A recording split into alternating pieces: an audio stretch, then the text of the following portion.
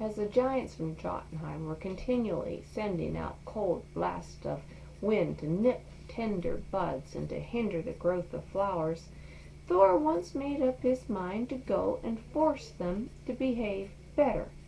Accompanied by Loki, he set out in his chariot pulled by his goats, and after riding a whole day they came to a peasant's hut at nightfall.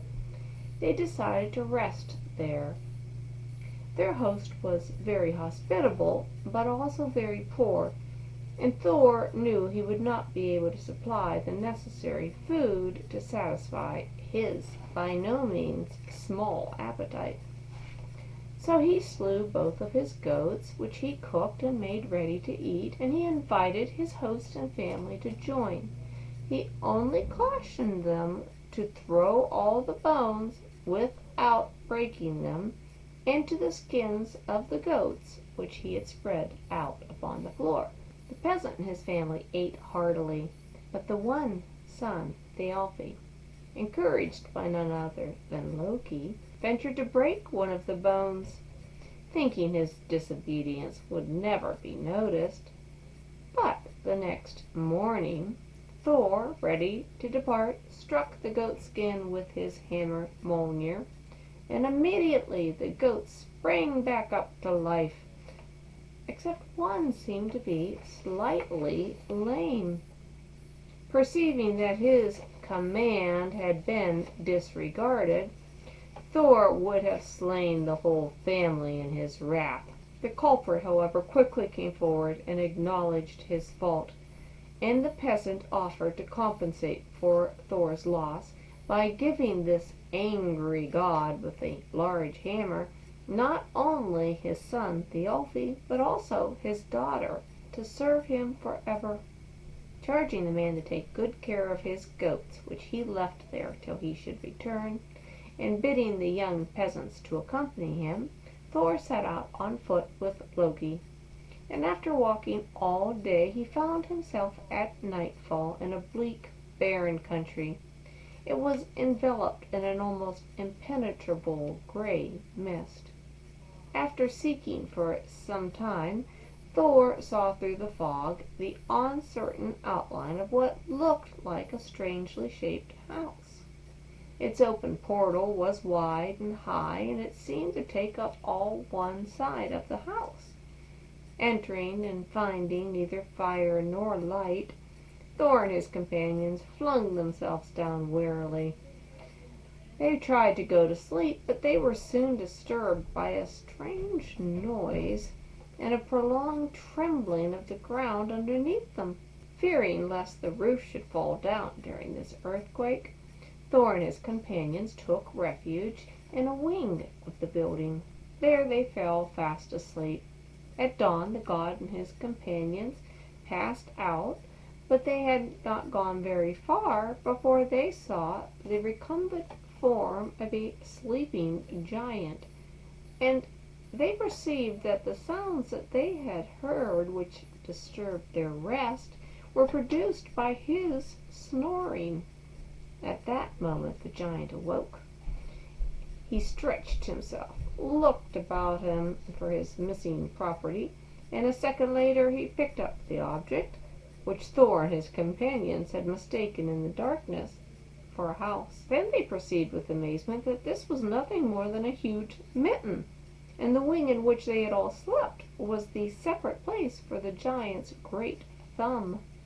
Learning that Thor and his companions were on their way to Utgard, as the giant's realm was also called, Skrymir the giant proposed that he would be their guide, and after walking with them all day, he brought them at nightfall to a spot where he proposed to rest.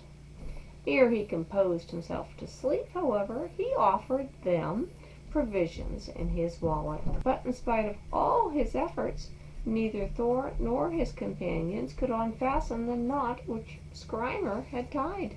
Angry because of his snoring, which kept them awake, and grumpy because he couldn't untie the thong and they had no food, Thor hit the giant 3 times with his hammer. But instead of killing the giant, it only evoked sleepy comments like, A fly must have buzzed by my face. A leaf must have fallen on me. This did not help Thor's mood. Early in the morning, Skrymir left Thor and his companions, pointing out the road to Utgard-Loki's castle. It was built of great ice blocks, with glittering icicles as pillars.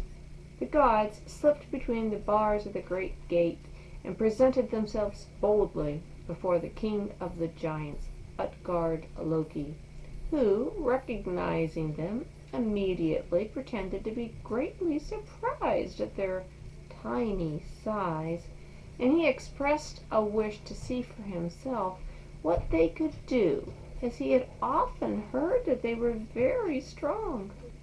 Loki, who had gone without food longer than he wished, immediately declared that he was ready to eat for a wager with anyone. So the king ordered a great wooden trough full of meat to be brought into the hall, and placing Loki at one end and his cook Logi at the other, he bade them to see who could eat the most.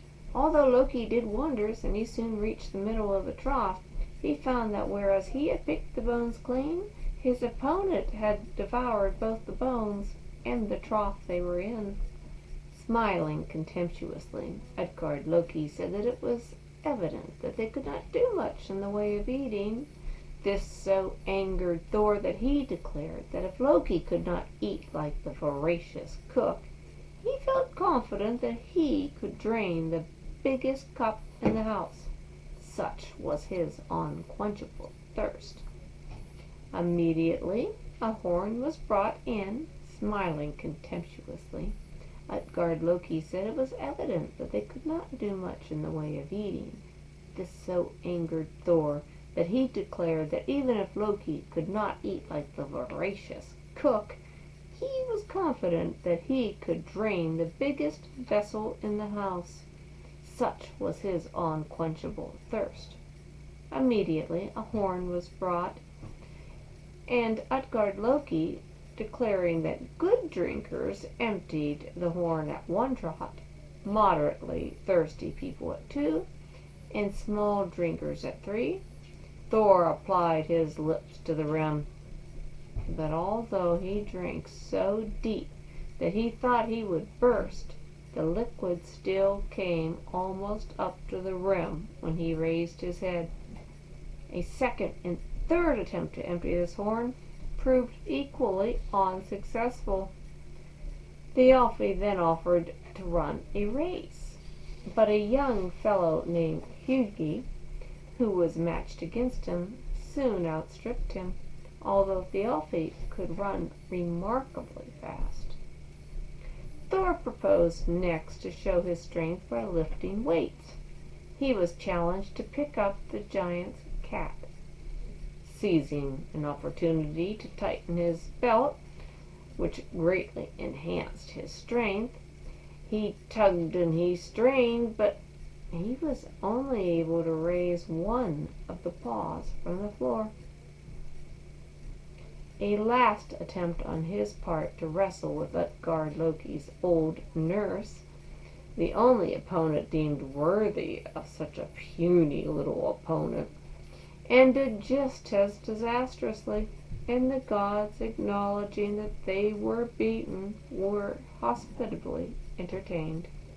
In the morning they were escorted to the confines of Utgard, where the giant politely informed them that he hoped they would never call upon them again, as he had been forced to employ magic against them.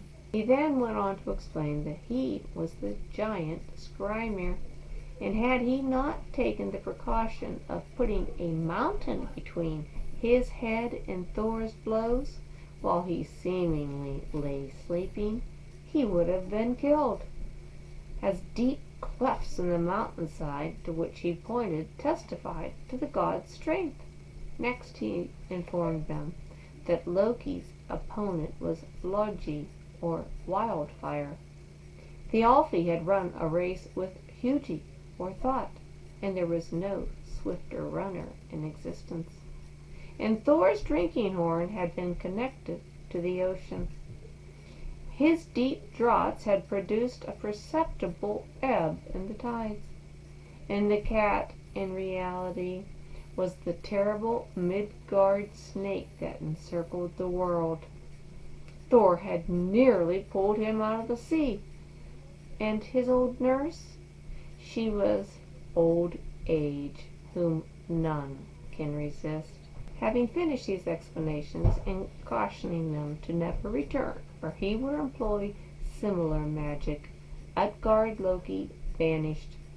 And although Thor angrily brandished his hammer and would have destroyed the castle, had it not been suddenly enveloped in a mist, the thunder god was obliged to return home without having administered his proposed salutary lesson to the race of giants.